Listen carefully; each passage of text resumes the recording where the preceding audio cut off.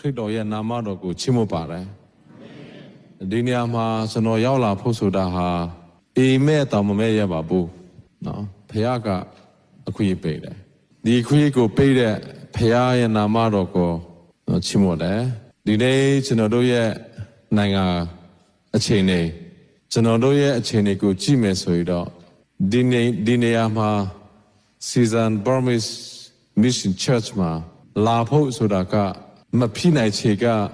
99.9ရှိတယ်ဖြစ်နိုင်ချေကတိပဲရှိတယ်တိတောင်မှပြည့်မပြီးဘူးအဲ့ဒီဥစ္စာကိုဖခင်ကလုပ်ပေးလို့ဒီနေ့ကျွန်တော်ဒီမှာရောက်လာရခြင်းဖြစ်တယ်ဒီနေ့ဒီမှာကျွန်တော်ကိုလက်ကျိုးဆိုပြီးမှ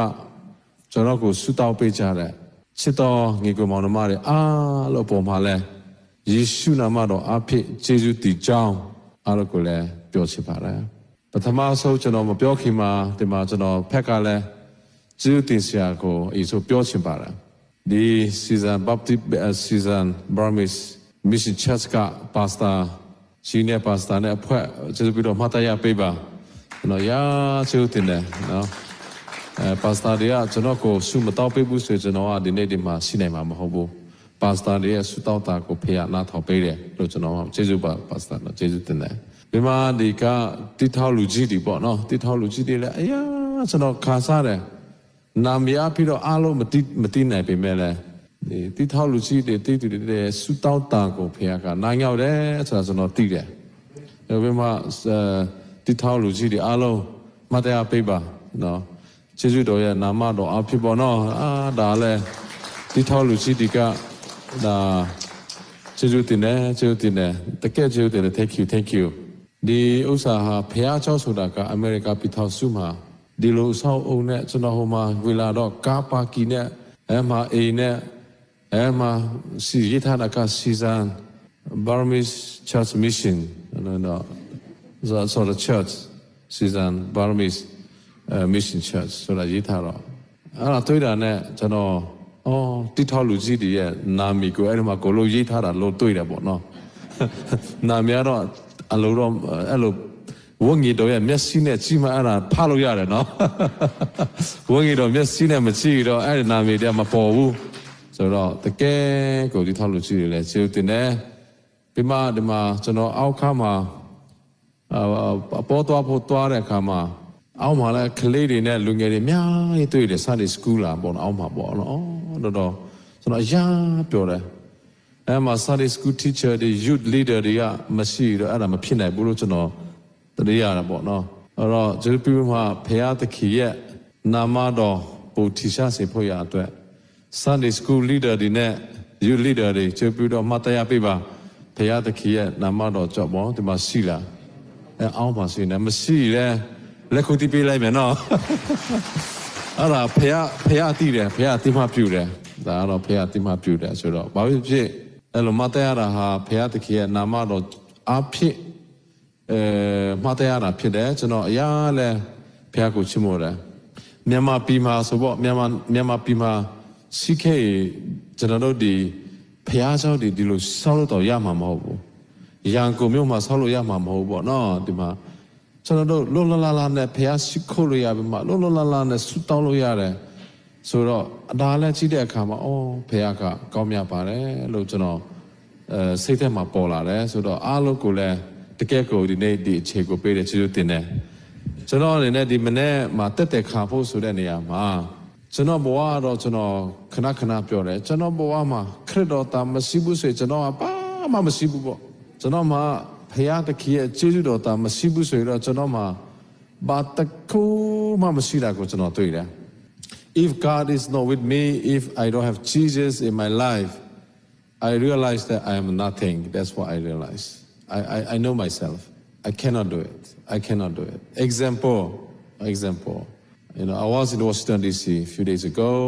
that was the former prime minister from Australia 2 prime ministers from Australia okay and the Prime Minister from UK, Prime Minister from Canada, and Prime Minister from Ireland,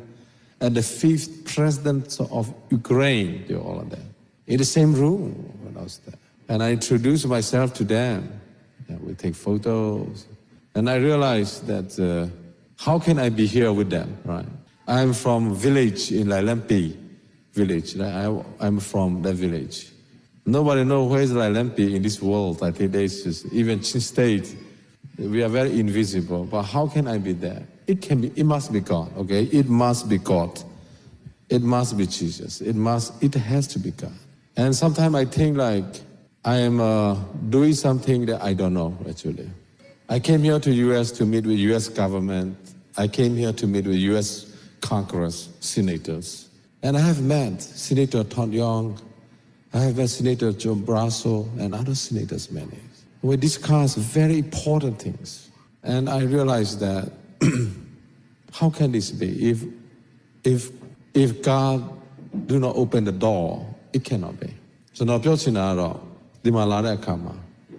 ဟိုတနေ့ညပေါ့လေကျွန်တော်ဟိုတော့လွယ်ခဲ့တဲ့တရက်နေ့လောမှာဩစတြေးလျနိုင်ငံကဝချချိုးအောင်2ယောက်လာတယ် UK ကဝချချိုးလှည့်လာတယ်ကနေဒါကဝချချိုးလှည့်လာတယ်အီရန်အိုင်လန်ကဝချချိုးလာတယ်ယူကရိန်းနိုင်ငံကယူကရိန်းသမ္မတပေါ့နော်သူကိုယ်တိုင်လှည့်လာတယ်ငါ့ချီဖြောက်ယူကရိန်းသမ္မတကိုယ်တိုင်လာတယ်အမှကျွန်တော်လည်းအဲ့ဒီခါမှာပဲရှိနေတယ်နော်ကျွန်တော်စဉ်းစားကြည့်တယ်ကျွန်တော်ကဘယ်သူမှမဟုတ်ဘူးပေါ့တစ်ဖက်ကပြောမယ်ဆိုကျွန်တော်မှဘာတစ်ခုမှပြဆရာမရှိဘူးပေါ့ကျွန်တော်ကချီးပြည်နယ်မှာလည်းလိပြည်ရွာမှာမွေးတယ်အဲ့ဒါတွေကတကယ်တော့ဆိုတော့ပြောရတော့မှလူတွေကနားမလည်နိုင်တော့ဘူးကျွန်တော်မွေးနေကဘယ်သူမှမသိဘူးအမေလည်းမသိဘူးဖေလည်းမသိဘူးမမိန်နဲ့အဲ့လိုပေါ့နော်ဆိုတော့ကျွန်တော်အော်တယ်ဆိုတော့ပြောချင်တာကဒီနေ့ကျွန်တော်တို့တက်တာမှာအဲ့ဒါကိုစစ်စားလိုက်တာနဲ့ဘာကိုပို့ဖို့တော့ကျွန်တော်နားလည်တယ်လဲဆိုတော့ခရတော်သားမရှိလေကျွန်တော်အသက်တာမှာကျွန်တော်ဘာမှမဟုတ်တာကိုကျွန်တော်နားလည်တယ်ပြီးမှကျွန်တော်ဒီ Capitol Hill မှာပေါ့နော် Senator တို့နဲ့ကျွန်တော်တွေ့ရမယ်အခုဆို Senator 9ယောက်နဲ့တွေ့ပြီစစ်စံချစ်ပေါ့ဟာမလွယ်ဘူးသူတို့နဲ့စကားပြောရမယ့်ဥစ္စာကလေဒီတိုင်းမရဘူးပေါ့နော်မြက်ဖြတ်ယောဂါတို့ပြောမယ်ဆိုကျွန်တော်ပြောတာနဲ့အဲ့စစ်စစ်ပဲကျွန်တော်ဆရာဝန်ကိုနော်ဆရာဝန်ကျွန်တော်ဆရာ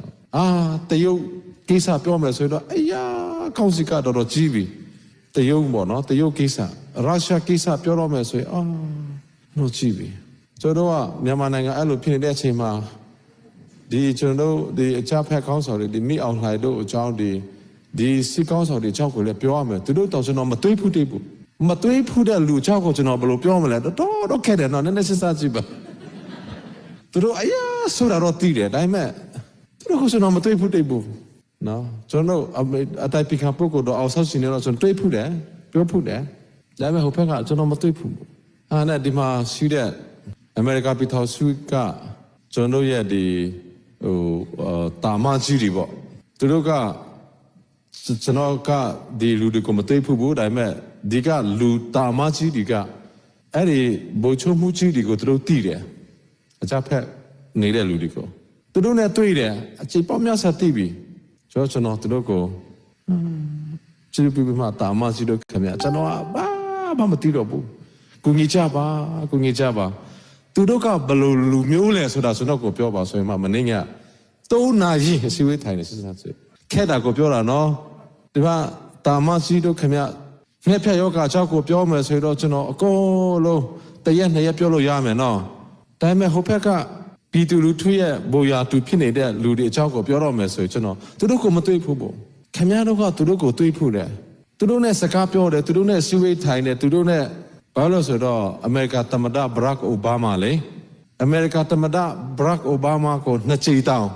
မြန်မာနိုင်ငံကိုတွားနိုင်စေခဲ့တဲ့တာမရှိဒီကသူတို့နဲ့ဆွေးနွေးမှတာဒီကဖြစ်တာကိုကျွန်တော်နားလည်သွားတယ်သဘောကပေါ့နော်ဆိုတဲ့အခါကျတော့ကောင်းစီအချီဖြစ်တော့ကျွန်တော်ကဘာမှမသိတော့ဘူးဆိုတော့နောက်ဆုံးမှာစူတောင်းချင်းနေပဲကျွန်တော်ဒါတွေအားလုံးကိုနားလည်သွားတယ်တီးသွားတယ်ဆိုတော့ပြောချင်တာကဒီနေ့ကျွန်တော်ရဲ့ဘဝမှာခရစ်တော်ရဲ့ကျေးဇူးတော်ကလွှဲလို့ကျွန်တော်ဘာမှသိဖို့မရှိဘူးအဲ့လိုပဲကျွန်တော်တက်ခါချင်းတယ်ပေါ့နော်ကျွန်တော်ကိုခွဲစိတ်ကြည့်မယ် operation လုပ်ကြည့်ပါကျွန်တော်ကိုခွဲစိတ်ကြည့်ပါကျွန်တော်ခန္ဓာကိုယ်မှာဘာထွက်လာမလဲဆိုတွေးတွေထွက်မယ်အဲ့ဒီတွေးထွက်လာမဲ့တွေးတွေကဘာတွေးလို့ကြည့်မယ်ဆိုတော့တကယ်ဓာတ်ခွဲခါမှကြည့်မယ်ဆိုတော့ဝငီတော်မျက်စိဓာတ်ခွဲခါပေါ့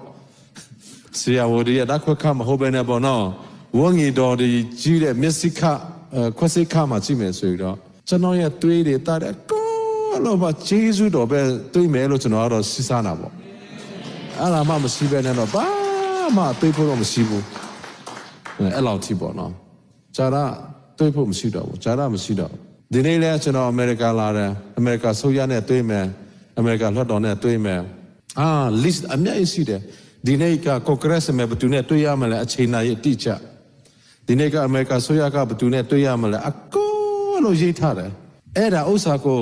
ထန်ထပါတို့ကိုထန်တို့ဒီကဥပန်တို့ကသူတို့မှစီးရှိတယ်အင်္ဂလန်နိုင်ငံကကျွန်တော်နဲ့အတူပါလာတဲ့အတွေ့အမှုပေါ့နော်မမချင်းတဲ့မှာစီးရှိတယ်တခါလေတော့အဲ့ဒီစီးကိုကျွန်တော်ကိုပြလိုက်တော့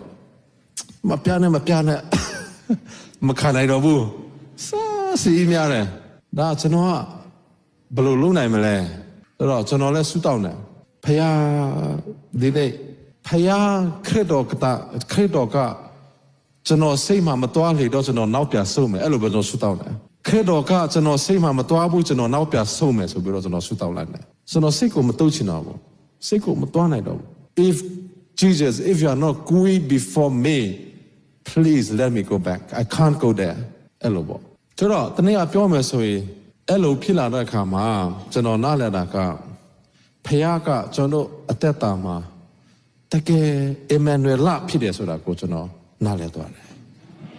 အမန်နွေလကပါလဲဆိုတော့ဖခင်ကကျွန်တော်တို့နဲ့အတူရှိတဲ့ဖခင်ပေါ့အဝေးကြီးမှာတွားနေတဲ့ဖခင်မဟုတ်ဘူးကျွန်တော်နဲ့အရာဝေးတဲ့ဖခင်မဟုတ်ဘူးဟိုးကျွန်တော်လိုက်လိပြီးမှရှိတယ်ဖခင်ကလိုက်လိပြီးမှကျွန်တော်နဲ့အတူရှိတယ်ကျွန်တော်လာတာမြို့မှာရှိတယ်ဖခင်ကကျွန်တော်နဲ့လာတာမြို့မှာရှိတဲ့ဖခင်ကျွန်တော်က Washington DC မှာ